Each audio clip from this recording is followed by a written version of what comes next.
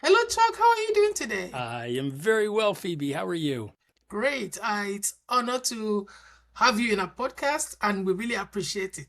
Thank you. Well, thank you for the opportunity to serve your audience, and I'm grateful to be here. Thank you very much. So, viewers, welcome to our podcast. Today, we have a very important personality by the name of Garcia, and here we're going to explore leadership, innovation, personal growth, and the people shaping the future of business and human performance. I'm your host, Phoebe. And today we are honored to welcome Chuck Garcia.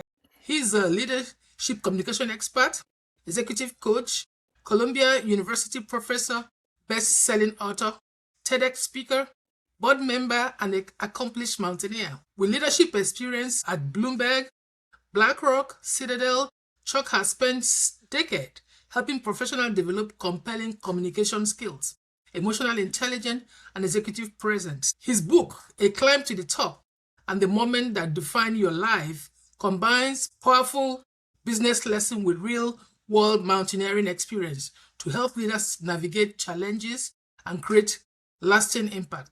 Chuck, you're welcome to our podcast. Well, thank you, Phoebe. Great to be here. Yeah. So Chuck, you have an incredible journey from Wall Street leadership to executive coaching, teaching at Columbia, and climbing mountains around the world. What first inspired your passion for leadership? I think as a kid, you see things around you, whether you're playing sports, whether you're in school, and you begin to filter those in front of you in many different ways. And one of them is, oh, he and her, I admire them. I like the way they act. I like the way they speak. And I think that is a very natural progression that someone from a child who goes into high school, who goes into college, you begin to see the stakes differently. Because the people that you were seeing, now you can root out who's successful, who is not. You know that by the time you're old enough to understand that. And I think the passion that I had, it was really the admiration of the people that I looked up to, which include my father, one of my best teachers. I had a very good coach. It was a small universe of people that I just loved what they did because just wasn't the way they behaved. I knew when I was old enough to understand what they're doing, they're making a difference in other people's lives. And whether they were in the Army, I grew up on an Army base, so I grew up in the U.S. Army. I saw them leading troops. I saw the best teachers leading a classroom. I saw the best coaches leading a sports team. And I said, I don't know what I'm going to do as I was growing up, but I know how I want to do it. And I want to do it emulating the behaviors that I saw in those people I admire the most. That's very great and awesome. Looking back over your career, was there a defining moment that changed how you viewed leadership? I don't know whether it's one defining moment that I can say. As you introduced me, Phoebe, you made reference to my second book called The Moment That Defines Your Life. Yes. You're not asking a life defining moment, which that was. You're asking a career defining moment.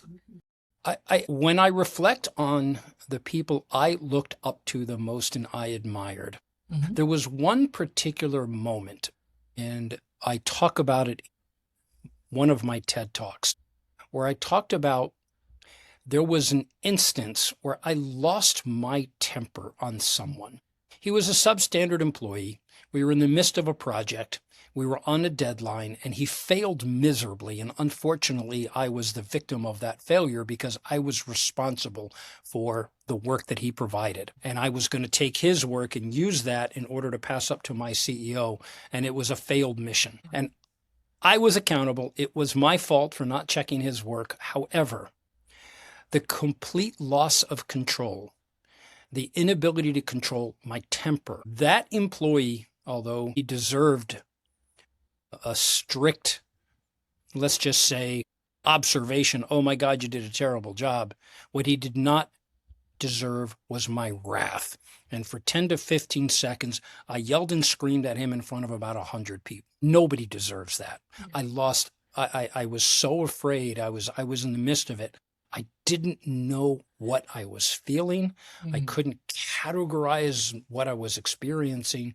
And to me, Phoebe, that was a massive moment, because if you look at the people that I admire, One of the things that goes to the top of the list is their ability to stay calm under fire, to express grace when the pressure is on. And I didn't do that at all. And it was a very visible thing that I did. 100 people saw me behave this way. And I said, oh my God, I'm going to lose all respect for 10 years to climb this mountain and 15 seconds to fall off of it. And I walked out of that episode very humbly and yet reflectively thinking, oh my God, what do I do with this? I can't change it. Yeah. All I could do is apologize to the guy. But this, Phoebe, set me off on a journey learning the social science called emotional intelligence, and ultimately completing the journey, learning an ancient philosophy called Stoicism, something I had dismissed as a bunch of bunk when I was in college. So it was that moment, and it was a TED Talk I did in the Middle East in Amman, Jordan, where I talked about the 18 inches that separates our hearts from our mind. My mind and heart were completely disconnected.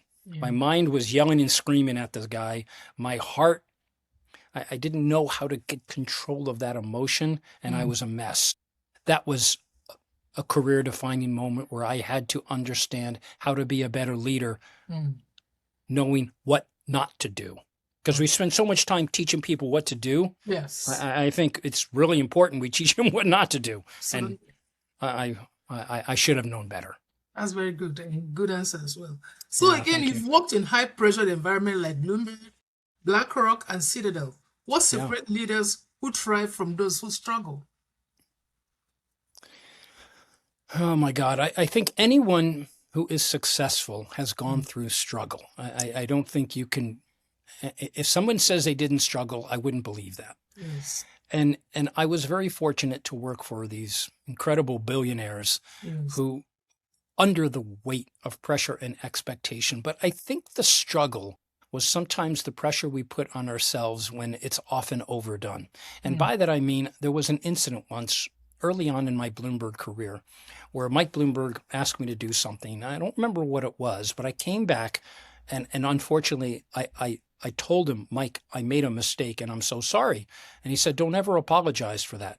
Don't be afraid to make mistakes. In fact, it just fixed them. But if you're not making mistakes, he said to me, he looked me right in the eye. If you're not making mistakes, you're not working hard enough. Why would you expect perfection? That's an impossible test. Don't focus on that. Focus on doing the best you can, make your best self better. Not perfect, better. And I think the struggle comes in our own internal voice that wants us to be perfect in a world where if we can shake those perfectionist tendencies and just do a little bit better every day, and when we make a mistake, own it, admit it, fix it, and move on. And that's a very visible thing that I noticed among the great people that I work with. Don't worry about that. That's not a struggle. So the mindset's different. Look at it differently. Yeah, awesome. And I really like that.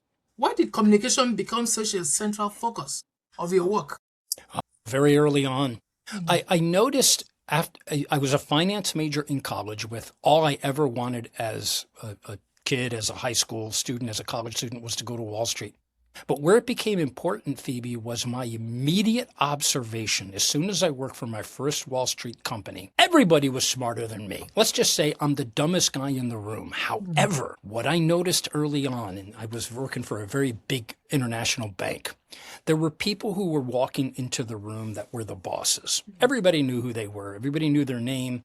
And there were a few people, the way they were walking into the room, the way they commanded it, the way they spoke to people, the way they were listening. I was picking up on that. I studied finance thinking I have to be so perfect at finance. It had nothing to do with that. Yes. Everybody was technically competent, but not everybody's getting the promotions.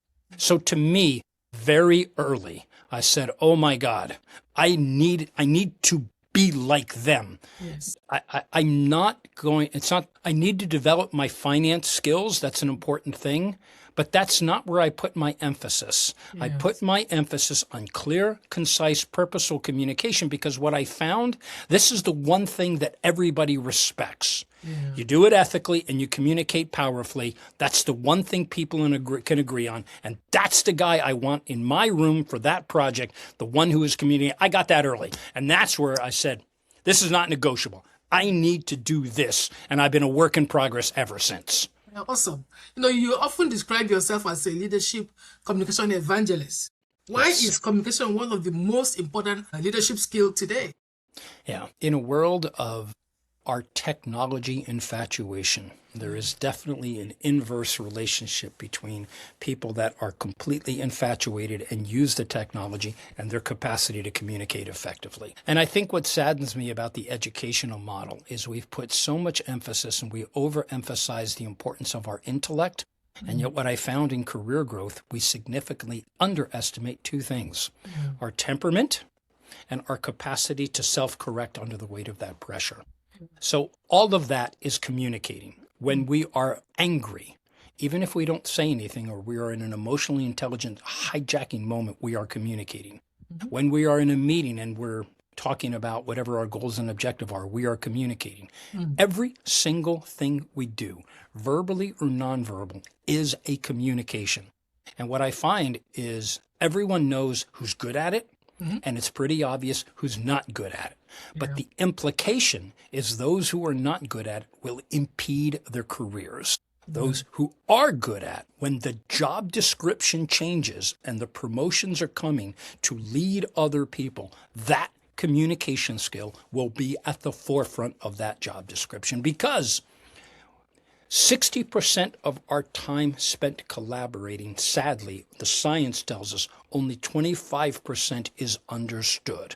So look at the gap, the massive disconnect between expectation of communication and what is not being received.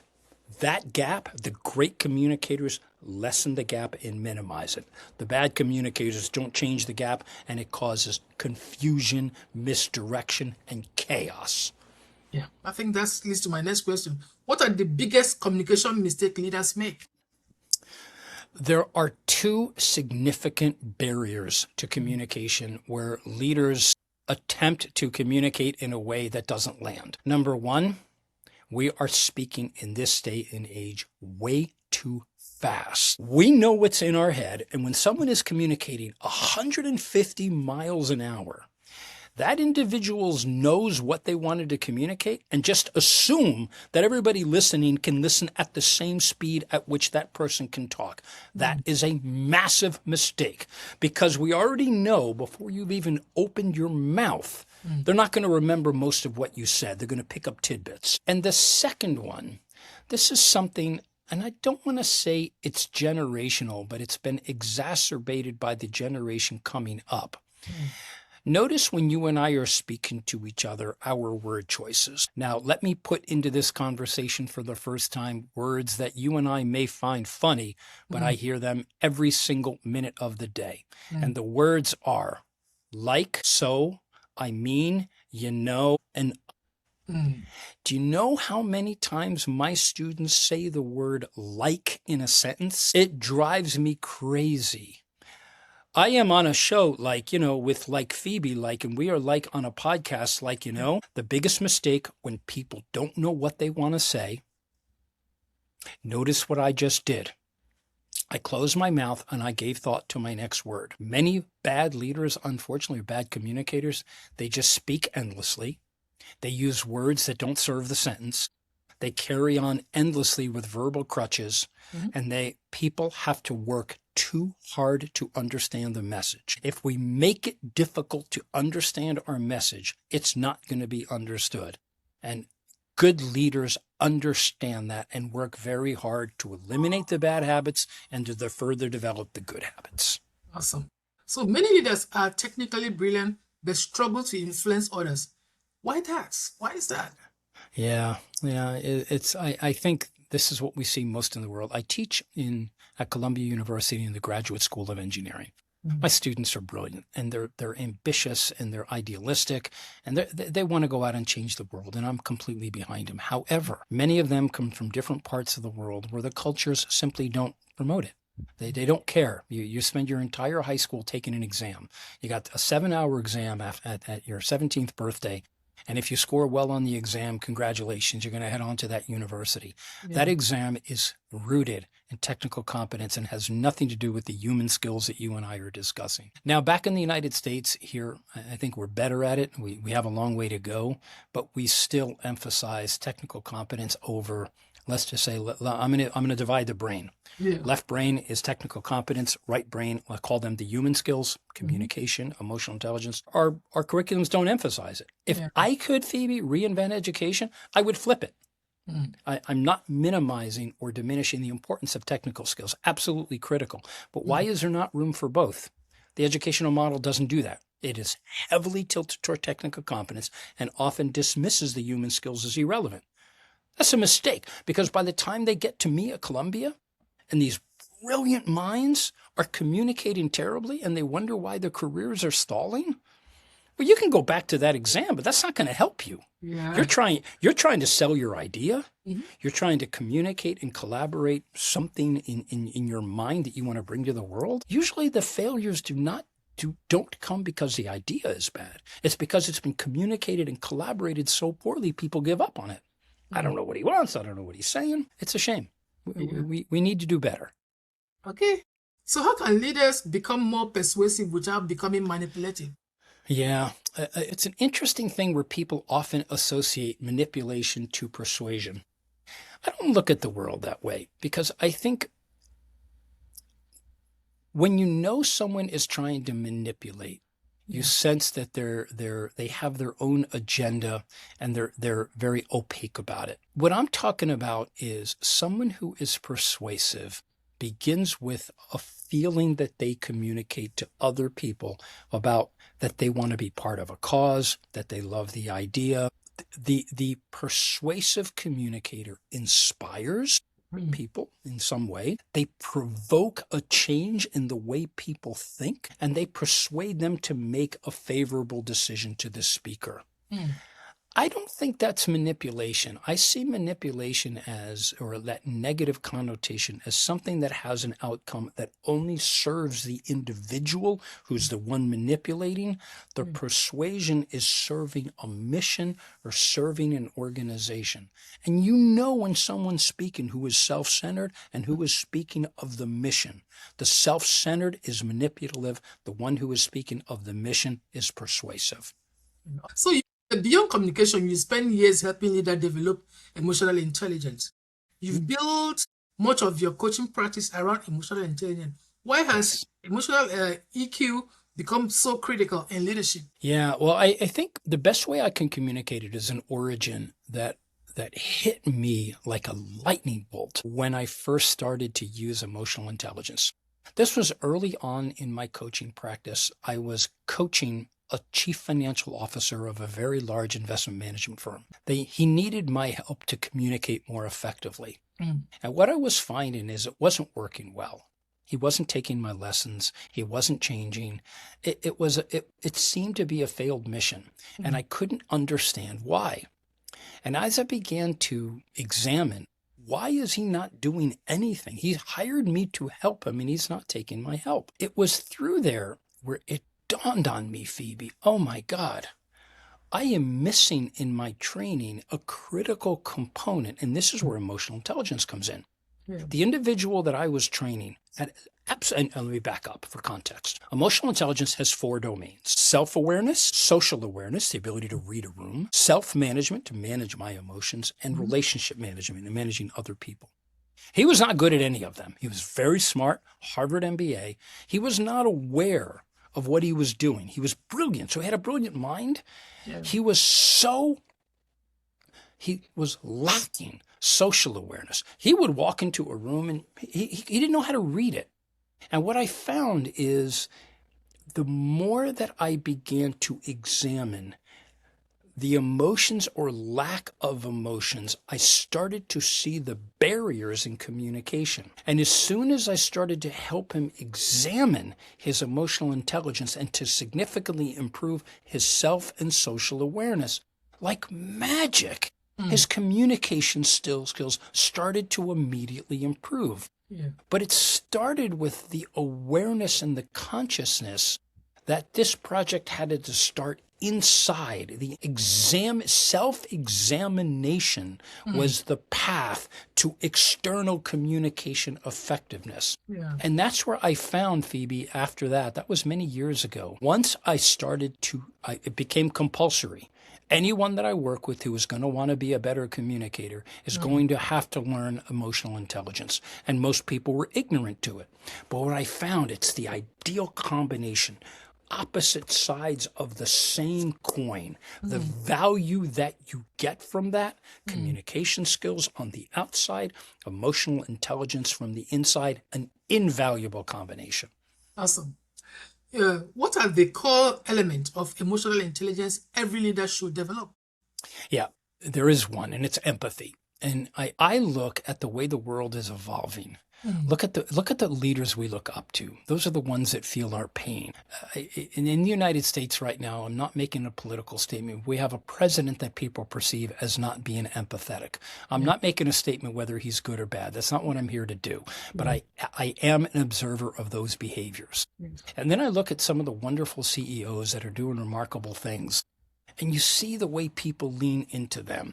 The way that they communicate to their workforce, the way they feel their pain, the way they acknowledge them and they see them and they hear them and they feel them and they notice them. That's an empathetic leader. And this younger emerger generation expects that and they gravitate to it.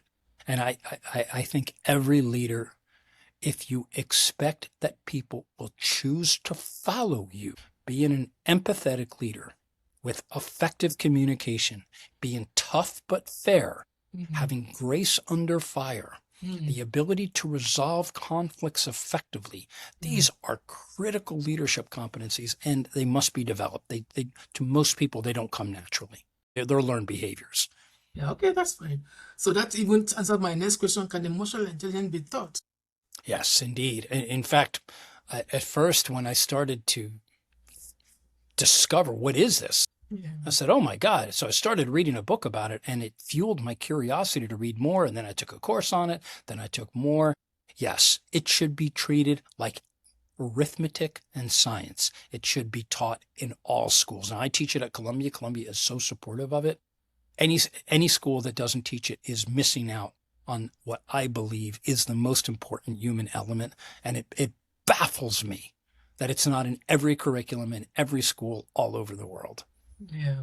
So how can leaders manage emotion effectively during period of uncertainty and crisis? Yeah, in fact, the mark of a good leader is often not what they do when times are good, but how they behave when times are bad. There are so many techniques that we learn in emotional intelligence that are best seen from how the athletes, let's take I'll use American football as an example. Everybody admires the quarterback. So anyone who's seen a football game knows that that's one individual that has 60,000 fans screaming their name. Half of them love him, half of them hate him. But what you know is the expectation is that individual is expected to win for the team. Notice what they do. And when you talk to the great ones under that pressure, and I'm going to give Tom Brady, who played for the New England Patriots, a lot of credit. And anyone who knows football knows him as perhaps one of the greatest. He talks about stoic philosophy. And he talks about every time he makes a play, whether it's a good one or a bad one, he clears the mind, he puts it away, and he's only focused on what's in front of him. I think the leaders in the crisis, it's the same way. If it's caught in their head, and they don't have the capacity to clear their mind becomes a traffic jam. And then when they are called on to communicate and their mind is a jumble, they start making massive mistakes. Many CEOs in crises have been fired in the moment of communicating something offensive, something that people didn't take kindly to. It was in the words that they said, not unspoken. Under the weight of that pressure, Their mind got jumbled. They started to speak without thinking. It's called the Ratner effect. And it's an effect where the leaders, in 3 or 4 seconds, by saying something really offensive, everyone's calling for their dismissal. I encourage any leader, even if you have not had a crisis, you will have one. Yeah. Learn to develop the capacity to stay calm and to stop talking under the weight of that pressure as you formulate the ideas in your head before you say a word.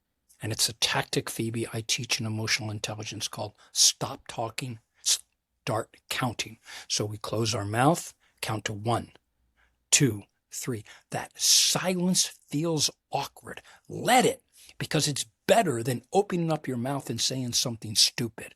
So breathe, count, internal clock in your head, get yourself composed. Do not speak, breathe. It is amazing when people take the time to let the biology work for what it's intended to do. Yeah.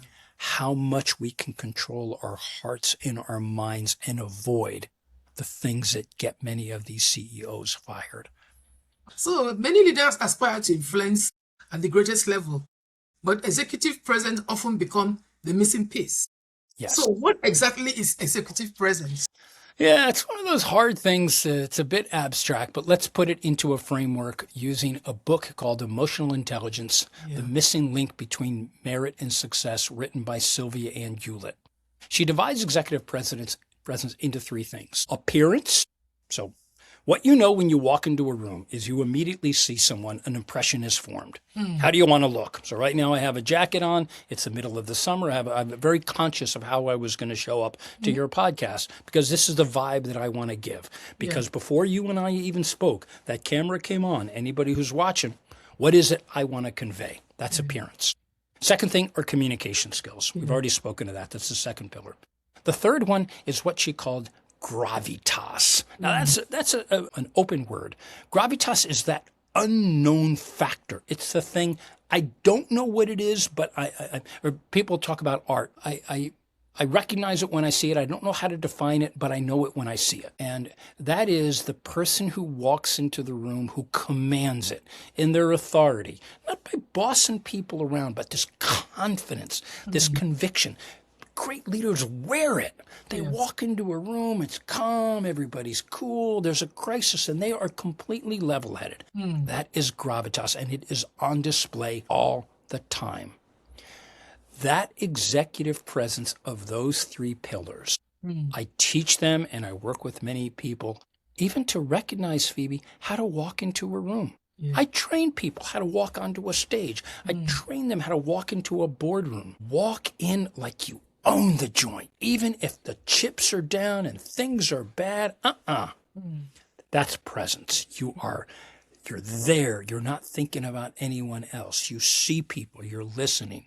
That's presence. Not just going in and blabbing away. That's not presence.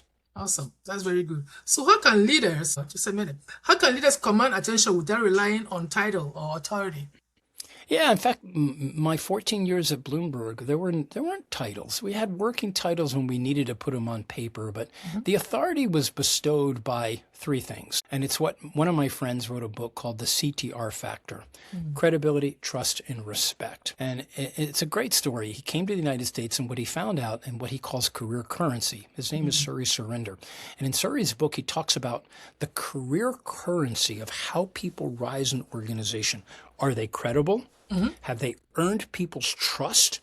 And do people respect them? And he came from India, where they valued technical competence. But think about that. Credibility, trust, respect, CTR. That is the defining factor because it is the best mark of people's behavior. Do they act in such a way that is credible? Do they deliver on the commitments and align their actions and their words? Critical leadership competency, because the cost of not doing that diminishes careers. That's very good. So what advice will you give professionals preparing for a high-stake presentation or board conversation? What advice?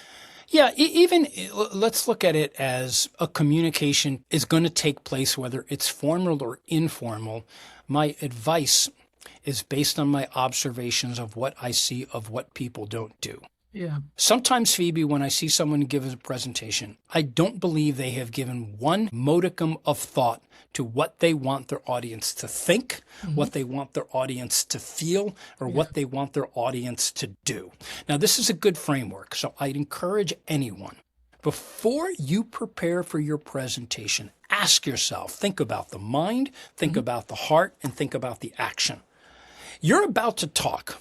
What do you want them to think about this thing you're talking about? There has to be some kind of thoughtful reflection. Yeah. The second thing, get to the heart. What do you want them to feel? Do you want them to feel good, bad, beaten up, indifferent?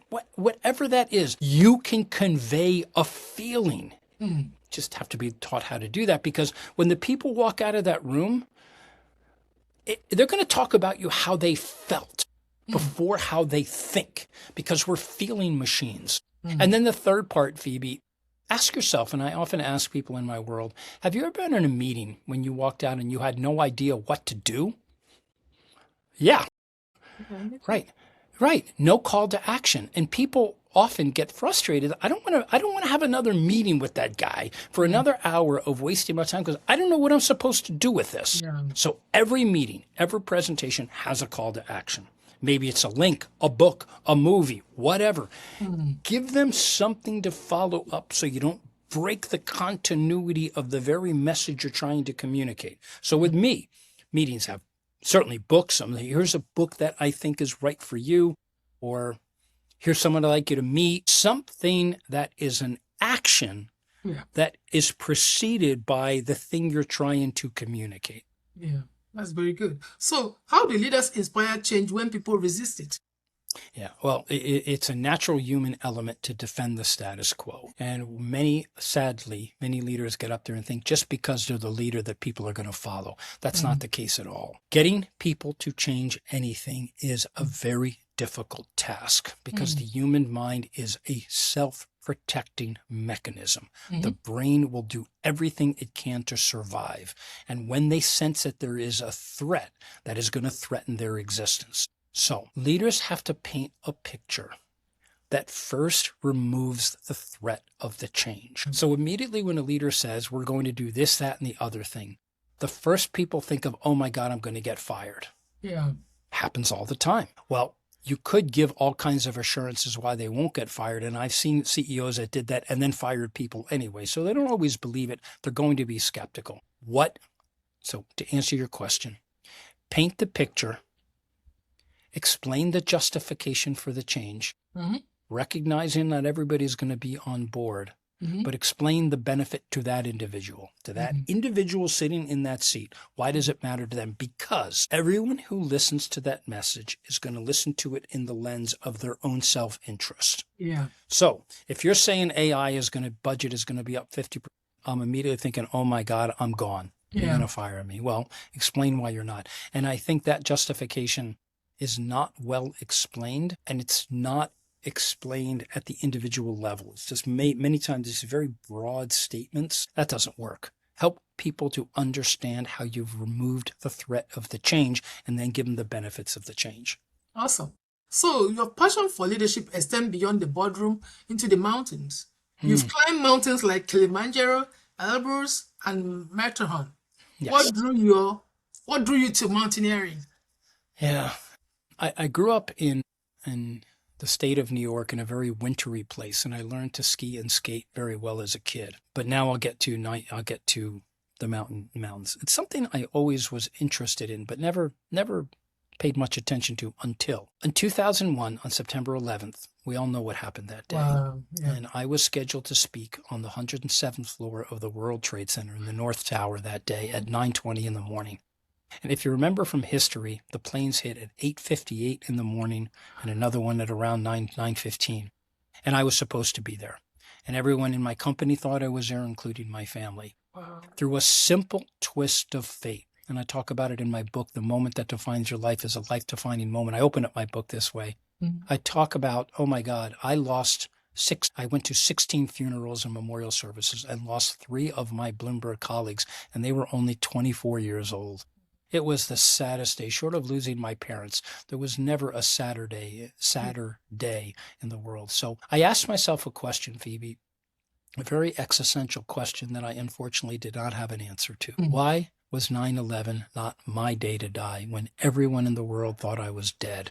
I was unaccounted for about 4 hours. And so I was unable to answer the question. I said, I don't know. There's got to be a higher calling for me. Why am I on this planet?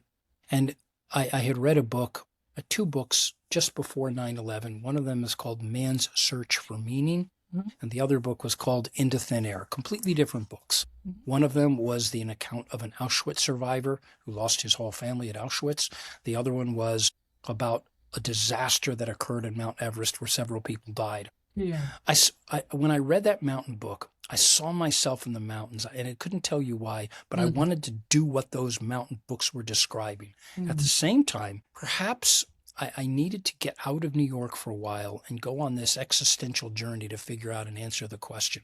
Yeah. And so it was on the mountains, away from New York, away from the hustle, away from everything, including my family, my business. I just needed to remove myself from the day-to-day madness, clear my head, and try to come up with a very simple answer to why was it not my day to die? And I eventually figured it out. And the end of that book talked about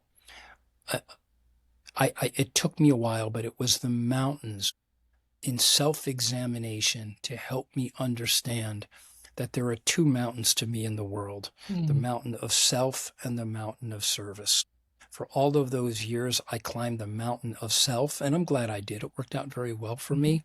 But I dedicated myself after that to climbing the mountain of service, that I was going to wake up every day, and this is my identity, and I answered the question. I was put on the planet to help other people in their careers. I don't claim to help all people. There's a lot of things I don't know how to do, but I know how to help people climb their career mountains. So I made up my mind. I'm going to go to work every day in the service of other people's success. That, to me, is the service mountain. And it came through my twisting and turning on all of these mountains, clearing my mind, looking at the sun, climbing these heights, collaborating with wonderful people. I became a metaphorical mountain guide because I was so inspired by my guides. Awesome. That's very good. So what leadership lesson have you learned from climbing the mountains? Yeah. Climbing the mountains, I remember on Kilimanjaro, when we got to the bottom of it, it felt like a career. It felt like a metaphor for a career because three things happened that reminded me of my career. We set a goal. We took one step at a time. There was no shortcut to the top of Kilimanjaro, and we couldn't do it alone. So think about those three statements. Climbing a career and climbing a mountain. Set a goal. Okay, you know what that goal? Maybe the goal is become CEO, become a billionaire, be a nurse, a doctor, whatever that is. You set a goal. Because if you don't have a goal, nothing's going to happen. One step at a time. My career, mountains. You can't take leaps. It's a series of small steps all day long. And then the most important part, anyone who thinks they can have a great career by going it alone is mistaken. Anyone who thinks they can climb a mountain by themselves, sad, no way. Well, there are a few people that did it, but not me. The ability to find energy with people who are collaborative and caring, that is so gigantic. Yes. That is how my career was. People that I collaborated with, I tried to be generous and they were generous back to me. So much of my career and so much of my mountain climbing adventures were based on working with wonderful people. I help them, they help me, we help each other. That's a career, that's mountain climbing. Awesome. So can you share a moment on a mountain that fundamentally changed your perspective on leadership? Yeah, that was at the end of the moment that defines your life. I'll describe what happened. Mount Elbrus is Europe's highest mountain in the Caucasus Mountains. It's geographically considered Europe. It's at the southern part of Russia on the border of the country Georgia. It's in feet. It's 18,510 feet to the summit. My team and I, on our 11th day, made it to the top. We stood on the summit of Mount Elbrus. About 2 hours later, we took a break at 17,000 feet, and I had unclipped from my team. Unfortunately, my right crampon clipped an exposed piece of granite, and I tumbled off the mountain, over the mountain, and for 3 minutes I was sliding down the mountain, and I had to perform what's called a self-arrest. So here I was without a rope. I was no longer connected to my team. I was dangling on the side of the mountain only with an ice axe and 2 crampons that I dug into an ice wall. And for 3 minutes, I stood there alone while somebody came to rescue me. If I had let go of that ice axe, I would have died. It was 16,000-foot drop that I would have had. I didn't. I hung on. I was very mindful that I could die any minute, but I was rescued, Phoebe. And the guy who rescued me, his name is Mark Ripperger. He was my guide. And he taught me more about leadership and emotional intelligence in about 10 seconds than anyone had taught me in 60 years. When he came to rescue me, I was a nervous wreck. My body was shaking. I was so afraid that I was going to die. And he immediately clipped into my crampon. He immediately clipped into my carabiner because he was connected to our team up above. And instead of getting anxious and making me crazy, he looked me in the eye. He took a deep breath. He had me take a deep breath. And he said, "You're safe now, Chuck. Look around." And this is what he said to me. Think about the people in your life who have made a difference. Think about your family. Think about the people who love you and who you love back. And he calmed me down. It was just an incredible moment. And I talk about it in my first TED Talk, where it was such an impactful moment where this was not a guy that went to Columbia University to study leadership. This is a guy that takes mere mortals like me to climb mountains. And his ability, his emotional intelligence, the way he read me, the way he calmed me down, the way he made me feel safe. That's what great parents do. That's what great leaders do. I will never, that was a lot. And that's why I called the book The Moment That Defines My Life. Because I saw it in a way I never did. And it happened on a mountain. I never expected that would happen, but that's one of the outcomes of this journey that I was on. And I'm grateful for it. As scary as it was, my life wouldn't be the same without that moment. Okay, that's awesome. So what do resilience and perseverance mean to you? Yeah, anything that we do, you could do it mechanically, or you could have the will to do it to the best of your ability. And no matter what we do, mountain climbing, finance, teaching, a podcast, you always have the capacity to do it better. And unfortunately, whether we like it or not, things happen that diminish our capacity, that get in the way, become barriers. And sadly, I've known many people that just give up. Oh, this is too hard. Oh, I don't want to do this anymore. Okay, I understand that. But if something's important to you and you're not getting it just right, you have 2 choices. You can give up or you can keep trying. And that's perseverance to me, because I think we all have to look at ourselves humbly that we are continual works in progress. I work with many students who come from backgrounds where they have to be perfect. And if they're not perfect, they're failures.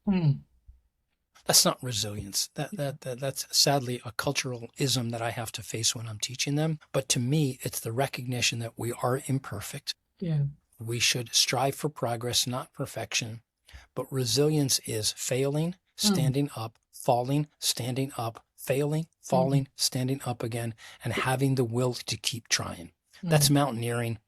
That was my career.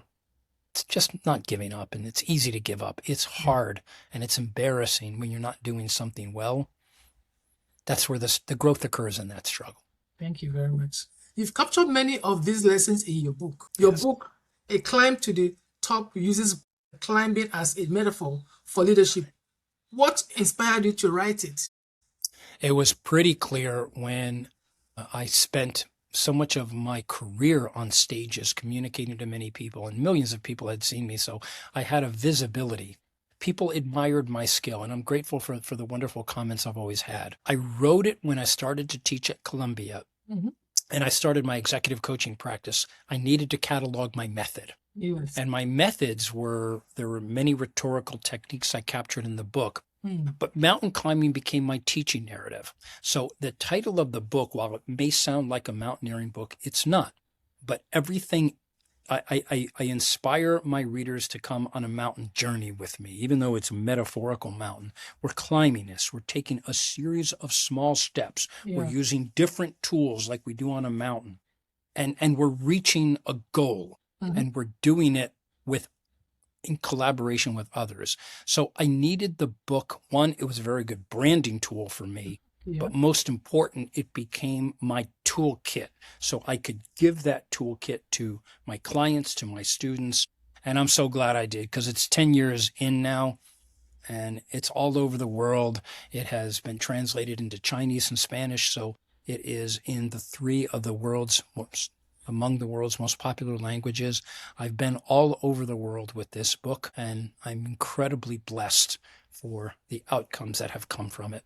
Yeah, I think let's talk about another book, which again, I think you've answered, but let's talk about it. The moment that defined your life. You discuss pivotal moments.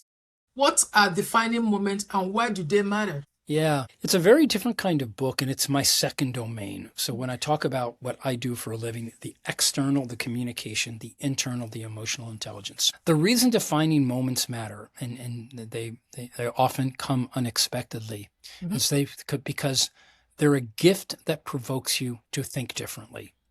I know a lot of people that go about their lives, it's the same thing every day, and they're not open to the fact that something might change. Yeah. Sometimes, and including me, even though I'm very open to change, those life-defining moments, when they appear, they're sending you a very strong message. Now, you can choose to ignore it. Yeah. And in my case, I didn't ignore it. I needed to better understand myself. But why they are important?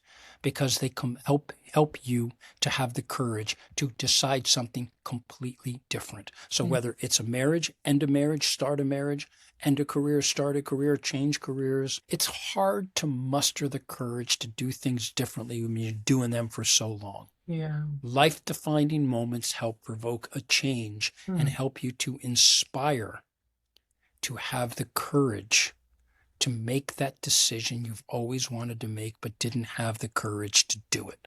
Life-defining moments are moments of courage.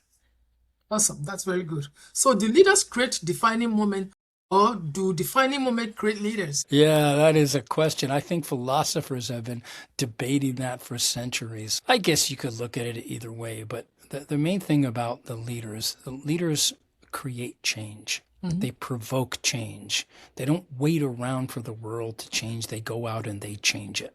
That's Steve Jobs. That's Elon Musk. Whether you like these guys or not, it's not about that. These guys, and I'll use those two as an example, they have changed the world.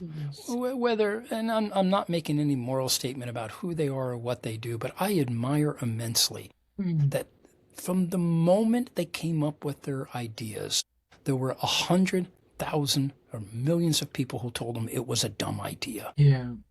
That's what happens in the world. And it's very sad, because when people see something new that they don't understand, they immediately label it as something stupid or something bad, or it will never work. Yeah. And you look at Netflix, the co-founder of Netflix, when he had the idea of Netflix, the title of his book is That Will Never Work.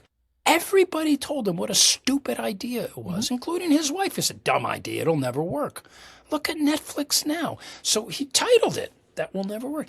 Everybody told him it will never work. And what happened? It worked. Yes. He created the change despite the criticism. He just, became indifferent to it, oblivious to it. Good leaders do that. Awesome. So now we're entering a world being transformed by AI and technology. Artificial intelligence is transforming how we work. How do you see leadership evolving? Yeah, my goodness. I think, Phoebe, the jury is out. I don't think we know. I think in many cases we look at, hey, this is great. It's going to make companies more efficient. It's going to help us figure out many unknowns. I don't know the answer to that. And it's important. I think it's a good thing. Yeah. I don't quite understand it. I think we as human beings are not very good at predicting the future. I think we'd like to think we are, but we're not. You look historically at all these great inventions, it took a long time to figure out, including the car, the cell phone. They took generations for people to accept. I remember Henry Ford said, if I gave people what they wanted, I would have given them a faster horse. And just because people don't think of these creations. So I'm glad AI is here. It's wonderful to be living in this revolution, but I don't think we have it's not for me to say. I think we won't know its impact for 3 to 5 years. And then something else is going to change. Yeah. And it's really cool. Okay, awesome. So can AI improve communication, or does it risk weakening human connection?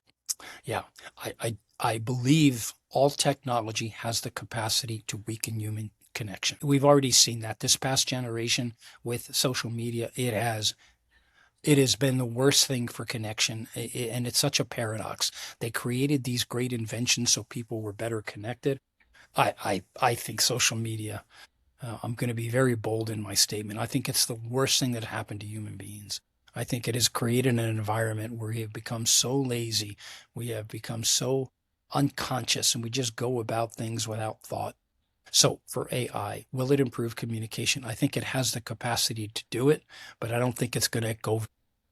People are infatuated with technology because it's easy to sit on your phone. It's easy to sit on a computer and let that machine do all the work.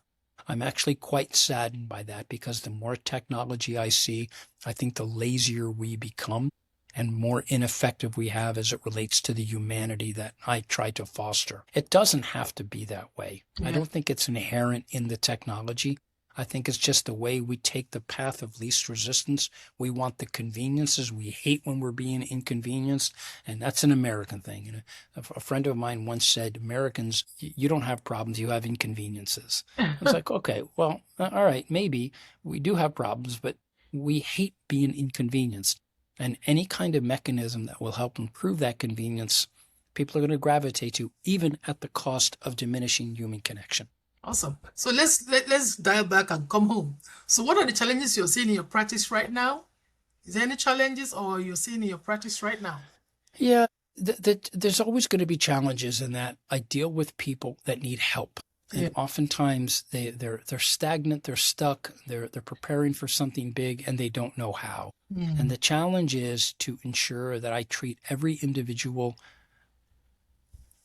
as if they are not a machine, as if I treat them with respect, that I respect their differences, I respect their similarities, I respect their challenges, their fears, their aspirations, their hopes. Everybody's different. And most of the people walk around not communicating those things. They're buried deep inside.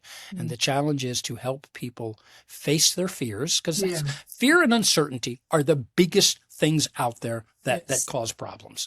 People are just afraid of the unknown. My job and my challenge is to help them face the fear, help them get comfortable in the uncertainty of the unknown, and carry on anyway. And that is not an easy thing to do.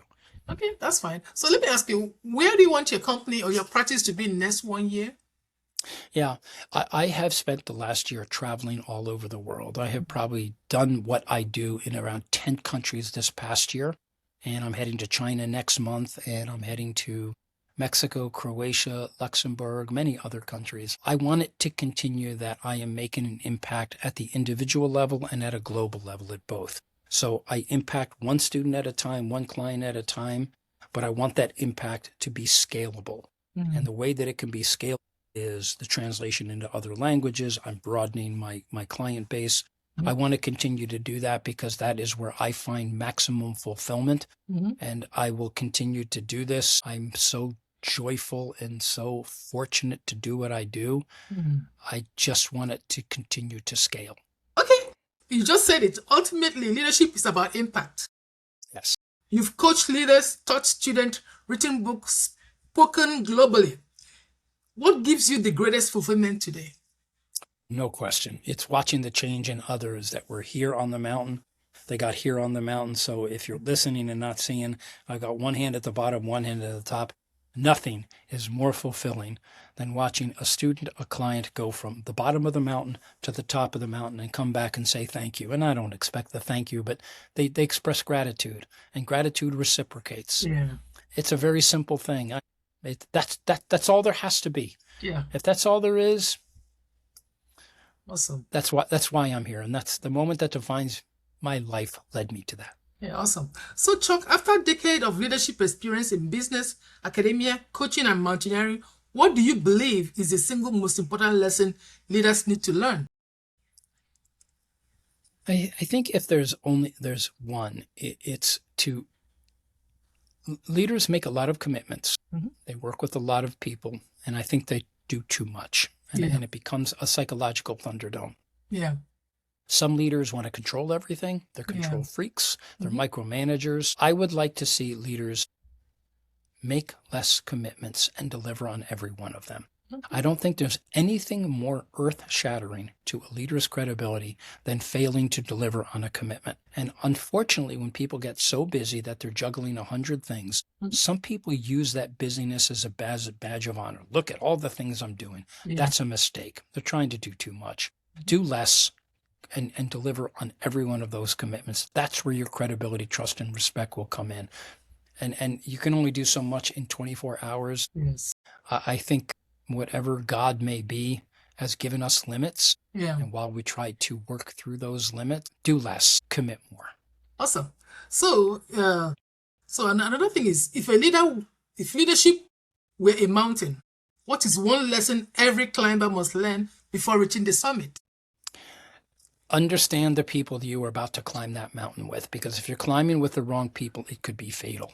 Do not get on that mountain until you trust, or at least have some evidence that these are people that I want in my gravity, because the stakes are too high. People die on mountains when they're with people that exercise bad judgment, don't know what they're doing. That is the same in careers. Pick your friends carefully. And many, and I believe this, you have two families, the one you're born to and the one you choose. Choose your friends carefully. Choose your climbing mates carefully. Do not just give in to the shiniest object. Be more discriminated about who you're going to climb those mountains with, because it could be your life. Chuck, honestly, I want to thank you for sharing your incredible insight and experience with us today. One of the powerful lessons from this conversation is that leadership is not a destination. It is a journey, a climb.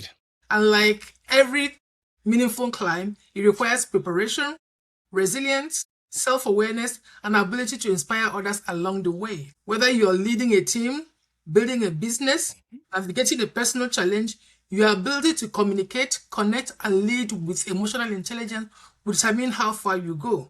So to everyone listening, I'm sure you really enjoy this podcast. And Chuck Garcia has really delivered on the promise. So at the end of the day, I'm going to leave his contact in our description box when we post the video, so that you can contact him if you need to. And again, I encourage everyone please to subscribe and leave a review for us. So until then, lead with purpose, communicate with impact, and remember, the summit isn't where leadership begins. It's what happened here during the climb that defines who you become. So I'm Phoebe. Thank you very much. Thank you, Chuck. Phoebe, I could not have thought of a better close. That was powerful and very touching. Thank you for the opportunity to collaborate with you. It's been a pleasure.